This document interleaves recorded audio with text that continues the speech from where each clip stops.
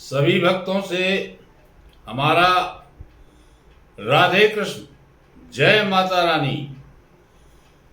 आज हम नारद गीता का दूसरा अध्याय का हिंदी में वाचन करेंगे और यह अध्याय बहुत ही रोचक पूर्ण ढंग से है। कृपया इसका श्रवण करने से ही फल प्राप्त होता है। सुखदेव को नारद जी का सदाचार और आध्यात्मिक विषयक उपदेश। नारद जी कहते हैं, सुखदेव, शास्त्र शोक को दूर करने वाला, शांति कारक और कल्याणमय है। जो अपने शोक का नाश करने के लिए शास्त्र का श्रवण करता है वह उत्तम बुद्धि पाकर सुखी हो जाता है। शोक के सहस्त्रों और भय के सैकड़ों स्थान है जो प्रतिदिन मूढ़ पुरुषों पर ही अपना प्रभाव डालते हैं, विद्वान पर नहीं। इसलिए अपने अनिष्ट का नाश करने के लिए मेरा यह उपदेश सुनो। यदि बुद्धि अपने बस में रहे तो सदा के लिए शोक का नाश हो जाता है। मंद बुद्धि मनुष्य अप्रिय वस्तु की प्राप्ति और प्रिय वस्तु का वियोग होने पर मन ही मन दुखी होते हैं। जो वस्तु भूतकाल के गर्भ में छिप गई, नष्ट हो गई, उसके गुणों का स्मरण नहीं करना चाहिए, क्योंकि जो आदर पूर्वक उसके गुणों का चिंतन करता है उसका उसके प्रति आसक्ति का बंधन नहीं छूटता है।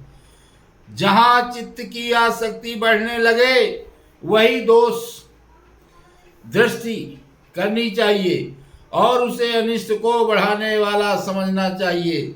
ऐसा करने पर उससे शीघ्र ही वैराग्य हो जाता है। जो बीती बात के लिए शोक करता है उसे ना तो अर्थ की प्राप्ति होती है, ना धर्म की और ना यश की ही प्राप्ति होती है। वह उसके अभाव का अनुभव करके केवल दुखी उठाता है, उससे अभाव दूर नहीं होता। सभी प्राणियों को उत्तम पदार्थों से संयोग और वियोग प्राप्त होते रहते हैं, किसी एक पर ही यह शोक का अवसर आता हो ऐसी बात नहीं है। जो मनुष्य भूतकाल में मरे हुए किसी व्यक्ति के लिए अथवा नष्ट हुई किसी वस्तु के लिए निरंतर शोक करता है वह एक दुख से दूसरे दुख को प्राप्त होता है। इस प्रकार उसे दो अनर्थ भोगने पड़ते हैं। जो मनुष्य संसार में अपनी संतान की मृत्यु हुई देखकर भी अश्रुपात नहीं करते वे ही धीर हैं। सभी वस्तुओं पर समीचीन भाव से दृष्टिपात या विचार करने पर किसी का भी आंसू बहाना युक्ति संगत नहीं जान पड़ता है। यदि कोई शारीरिक या मानसिक दुख उपस्थित हो जाए और उसे दूर करने के लिए कोई यत्न ना किया जा सके अथवा किया हुआ यत्न काम ना दे सके तो उसके लिए चिंता नहीं करनी चाहिए। दुख दूर करने की सबसे अच्छी दवा यही है कि उसका बार बार चिंतन ना किया जाए। चिंतन करने से वह घटता नहीं है बल्कि बढ़ता ही जाता है। इसलिए मानसिक दुख को बुद्धि के द्वारा विचार से और शारीरिक कष्ट को औषध सेवन द्वारा नष्ट करना चाहिए। शास्त्र ज्ञान के प्रभाव से ही ऐसा होना संभव है। दुख पड़ने पर बालकों की तरह रोना उचित नहीं है। रूप यौवन जीवन, धन संग्रह, आरोग्य तथा प्रियजनों का सहवास ये सब अनित्य है। विद्वान पुरुष को इनके आसक्त नहीं होना चाहिए। सारे देश पर आए हुए संकट के लिए किसी एक व्यक्ति को शोक करना उचित नहीं है। यदि उस संकट को टालने का कोई उपाय दिखलाई दे तो शोक छोड़कर उसे ही करना चाहिए। इसमें संदेह नहीं है कि जीवन में सुख की अपेक्षा दुख ही अधिक होता है, किंतु सभी को मोहबस विषयों के प्रति अनुराग होता है और मृत्यु अप्रिय लगती है।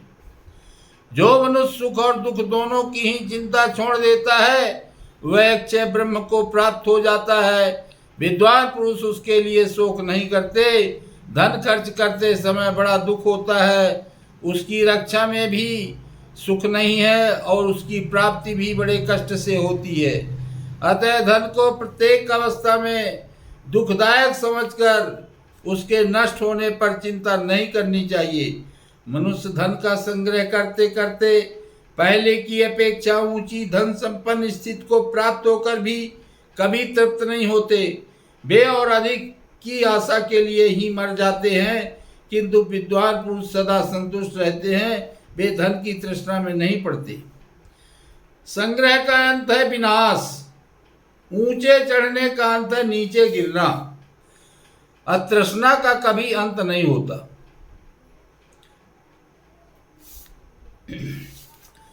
संयोग का अंत है वियोग और जीवन का अंत है मरण। तृष्णा का कभी अंत नहीं होता। संतोष ही परम सुख है। अतः पंडित जन इस लोक में संतोष को ही उत्तम धन समझते हैं। आयु निरंतर बीती जा रही है, वह पल भर भी ठहरती नहीं है। जब अपना शरीर ही अनित्य है तब इस संसार की किस वस्तु को नित्य समझा जाए। जो मनुष्य सब प्राणियों के भीतर मन से परे परमात्मा की स्थिति जानकर उन्हीं का चिंतन करते हैं, वे संसार यात्रा समाप्त होने पर परम पद का साक्षात्कार करते हुए शोक के पार हो जाते। जैसे जंगल में नई नई घास की खोज में विचरते हुए अतृप्त पशु को सहसा व्याघ्र आकर दबोच लेता है, उसी प्रकार भोगों की खोज में लगे हुए अतृप्त मनुष्य को मृत्यु उठा ले जाती है। तथापि सबको दुख से छूटने का उपाय अवश्य सोचना चाहिए। जो शोक छोड़कर साधन आरंभ करता है और किसी व्यसन में आसक्त नहीं होता, वह निश्चय ही दुखों से मुक्त हो जाता है। धनी हो या निर्धन, सबको उपभोग काल में ही शब्द स्पर्श रूप गंध और उत्तम रस आदि विषयों में किंचित सुख की प्रतीति होती है, उपभोग के पश्चात नहीं। प्राणियों के एक दूसरे से सहयोग होने के पहले कोई दुख नहीं रहता। जब संयोग के बाद वियोग होता है तभी सबको दुख हुआ करता है। अतः अपने स्वरूप में स्थित विवेकी पुरुष को किसी के वियोग में कभी भी शोक नहीं करना चाहिए। मनुष्य को चाहिए कि वह धैर्य के द्वारा शिश्न और उदर की, नेत्र के द्वारा हाथ और पैर की, मन के द्वारा आँख और कान की तथा संदिग्धता के द्वारा मन और वाणी की रक्षा करे। जो पूजनी तथा अन्य मनुष्यों में आसक्ति को हटाकर विनीत भाव से विचरण करता है वही सुखी और वही विद्वान है। जो अध्यात्म विद्या में अनुरक्त कामना शून्य तथा भोगासक्ति से दूर है, जो अकेला ही विचरण करता है वही सुखी होता है। द्वितीय अध्याय समाप्तः। बोलो जय श्री कृष्ण।